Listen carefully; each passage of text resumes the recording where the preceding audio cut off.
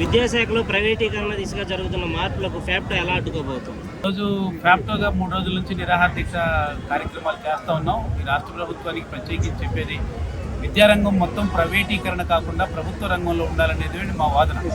ఈరోజు సంస్కరణల పేరుతో గత ప్రభుత్వం కానీ ఈ ప్రభుత్వం కానీ ప్రపంచ బ్యాంకు సాల్ట్ పథకం పేరుతో తీసుకొచ్చిన సంస్కరణ వల్ల ఈరోజు విద్యారంగంలో పెద్ద ఎత్తున మార్పులు జరుగుతాయని వాళ్ళు చెప్పినటువంటిది ఏంటంటే అంతర్జాతీయ విద్యార్థిగా తయారు చేయడం, ఇంగ్లీష్ మీడియంలోకి విద్యార్థిని ప్రవేశపెట్టడం, అలాగే ప్రపంచవ్యాప్తంగా ఉన్న అవకాశాలను అందిపుచ్చుకునే విధంగా ఆంధ్ర రాష్ట్ర విద్యార్థిని తీసుకెళ్లడం అనే లక్ష్యం చేసినప్పటికీ కూడా ఈరోజు గతంలో 11.9% బడ్జెట్లో ఉన్న గత ప్రభుత్వం ప్రవేశపెట్టినటువంటి ఈ ప్రభుత్వం ప్రవేశపెట్టిన బడ్జెట్లో 9.8% మాత్రమే బడ్జెట్లో నిధులు కేటాయించారు. అంటే విద్యారంగానికి నిధుల కోతలు కూడా ఉంది.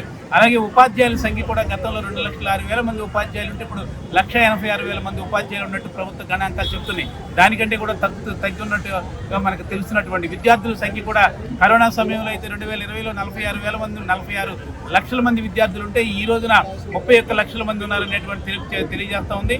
దీనివల్ల విద్యార్థుల సంఖ్య ఒక ప్రక్క తగ్గుతూ ఉంది, రెండో ప్రక్క ఉపాధ్యాయుల సంఖ్య, బడ్జెట్ కూడా. అంటే ఈరోజు విద్యారంగంలో ప్రైవేటీకరణ సంస్కరణలు పాఠశాల ప్రభుత్వ విద్యారంగాన్ని బలోపేతం చేయడానికి భిన్నంగా బలహీనపరిచేటువంటి పద్ధతిలోనే. అందుకని దీనికి కారణమైన సాల్ట్ పథకాన్ని రద్దు చేయాలని, ప్రపంచ బ్యాంకు పథకాన్ని ఈ రాష్ట్రంలో గంట పనిచేస్తాం, అవసరమైతే మా హక్కుల కోసం పోట్లాడతాం, మా బాధ్యతను ఖచ్చితంగా నిర్వహించేటువంటి ప్రయత్నం చేస్తాం, అవసరమైతే గంట పని చేస్తాం. ఆదివారాలు 2వ శనివారాలైనా మా దగ్గరికి వచ్చే పిల్లలకి 4 అక్షరాలు 4 నైతిక విలువలు నేర్పేటువంటి బాధ్యతల్లో ఎక్కడ విస్మరించలేదు. మా ఉద్యమాన్ని కూడా అదే పద్ధతిలో మాకు రావాల్సిన హక్కు రాజ్యాంగబద్ధంగా ప్రజాస్వామ్యబద్ధంగా మాకు రావాల్సిన 5 సంవత్సరాలకు ఒకసారి పిఆర్సీ, 6 నెలలకు ఒకసారి రావాల్సిన డిఏని ఎందుకు ఇవ్వడలేదని రాష్ట్ర ప్రభుత్వాన్ని అడుగుతున్నాం. రెండోది, వాళ్ళు ఎన్నికల్లోకి రాబోయే ముందు, అధికారంలోకి రాబోయే ముందు మేము ఖచ్చితంగా హామీలు నెరవేరుస్తామని చెప్పి వచ్చారు. వచ్చినటువంటి హామీలు నెరవేర్చమంటున్నాం తప్ప గొంతుమ కోరికలు కాదు అనేది రాష్ట్ర ప్రభుత్వాన్ని చెప్తా ఉన్నాం. ప్రభుత్వం చర్చలకు పిలిస్తే మీ ప్రధాన డిమాండ్లలో వేటికి వెనక్కి తగ్గకుండా పట్టుబట్టబోతున్నారా? ఖచ్చితంగా ఈరోజు రాష్ట్ర ప్రభుత్వం చర్చలకు పిలవాలనేది మేము డిమాండ్ చేస్తున్నాం.